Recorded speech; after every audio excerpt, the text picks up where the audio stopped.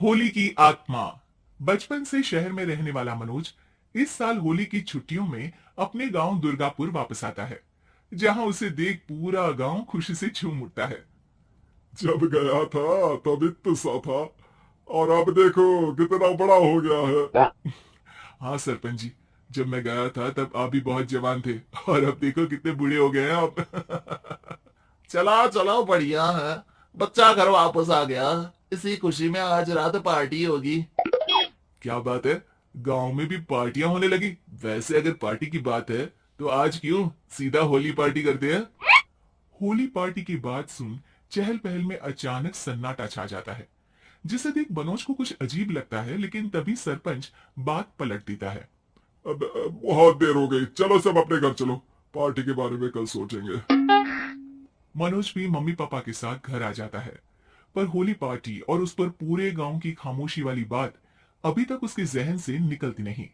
पापा, होली पार्टी की बात पर सब चुप क्यों हो गए थे। अरे होगी उनकी कोई अपनी बात। मुझे गांव की पंचायत ही थोड़ी पता है। थक गया हूँ, चलो सो जाते हैं, कल बात करते हैं। पापा की बात मानते हुए मनोज भी सोने चला जाता है।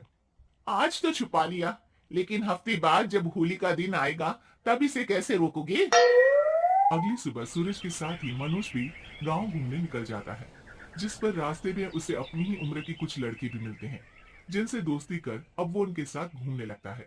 इसी तरह कुछ दिन बीत जाते हैं और होली नजदीक आने लगती है। दोस्तों, होली में 4 दिन ही बचे हैं, पर गांव में उसकी कोई तैयारियां क्यों नहीं दिख रही। क्योंकि यहाँ होली नहीं मनाई जाती। अरे पर ऐसा क्यों।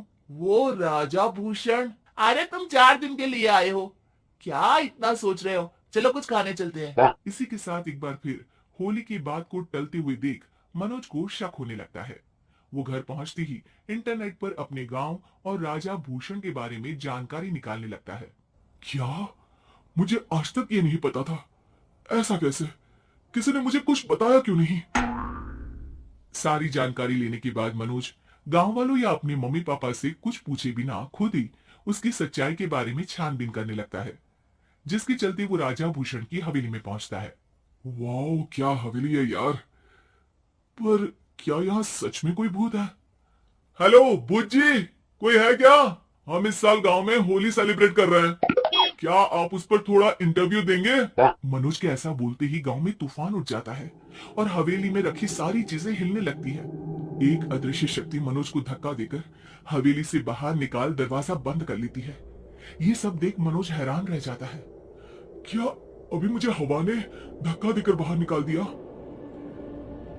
मेरे होते हुए इस गांव में कभी होली नहीं बन सकती, इसलिए दोबारा ऐसी कोशिश भी मत करना, अंजाम बुरा होगा। आवाज सुन मनोज हैरानी से इधर उधर देखने लगता है, पर उसे कोई दिखाई नहीं देता। वो गांव वापस आ जाता है, जहां तूफान की वजह से सब कुछ तहस महस हो चुका होता है। आखिर ये तूफान आया कैसे। ना ऐसा कोई मौसम था और ना ही हमने होली का त्योहार मनाने की बात की थी। सरपंच की बात पर कोई रिएक्शन दिए बिना मनोज चुपचाप अपने घर चला जाता है। इस तरह देखते ही देखते होली का दिन भी आ जाता है और मनोज रंग लेकर गांव में निकल जाता है, लेकिन गांव पूरी तरह खाली होता है। अरे त्योहार का दिन है, धूमधाम की जगह मातम क्यों मनाया हुआ है। मनोज की आवाज सुन सब अपने घर की खिड़कियां खोल के घर के अंदर से ही उसे वापस जाने के लिए कहने लगते हैं, पर वो किसी की नहीं सुनता।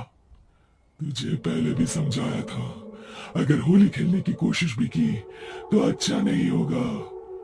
अरे बात मान लो बेटा, तुम्हें सच नहीं पता। मुझे सब पता है। सालों पहले इस राजा ने एक अंधविश्वास फैलाया और आप लोग आज तक उसे मानते आ रहे हो। अरे बेटा, जब तुम पैदा भी नहीं हुए थे उससे भी बहुत पहले से इस गांव पर होली का श्राप है। अगर गांव में होली का त्योहार मनाया जाता है तो प्रलय आना पक्की बात होती है। राजा भूषण इस सब में नहीं मानते थे और त्योहार मनाने लगे, जिसके चलते होली वाले ही दिन पहले उनके बेटे की और फिर उनकी मृत्यु हो गई। तभी से गांव की रक्षा के लिए उनकी आत्मा उस हवेली में रह रही है। सबकी बातें सुन मनोज उलझन में पड़ जाता है। सोचना भी मत मनोज, अगर तुमने इस परंपरा को तोड़ने की कोशिश भी की तो उसका परिणाम इस गांव और गांव के लोगों के लिए अच्छा नहीं होगा। मुझे भी यकीन नहीं हो रहा कि आप लोग एक बेतुकी बात को मानकर सालों से रंगों के त्योहार को मातम की तरह मनाते आ रहे हो। मनोज किसी की कोई बात ना मानते हुए पूरे गांव में रंग बिखेर देता है, जिसके तुरंत बाद वहां तूफान के साथ बिजलियां गरजने लगती है। अचानक मौसम में ऐसा बदलाव देख जहां मनोज कंफ्यूजन में आ जाता है, वहीं गांव वाले डर से सहम जाते हैं।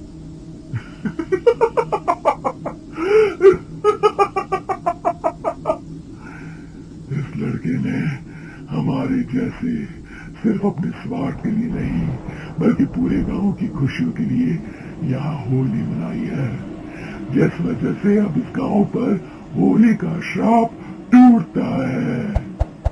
ऐसा बोलकर राजा का भूत वहां से गायब हो जाता है, जिसके बाद गांव के लोग धूमधाम से होली मनाते हैं। खुशियों के रंग गांव में बिखरे ही होते हैं कि अगली सुबह अचानक मनोज कहीं गायब हो जाता है और एक बार फिर गांव में होली का नया राज शुरू हो जाता है।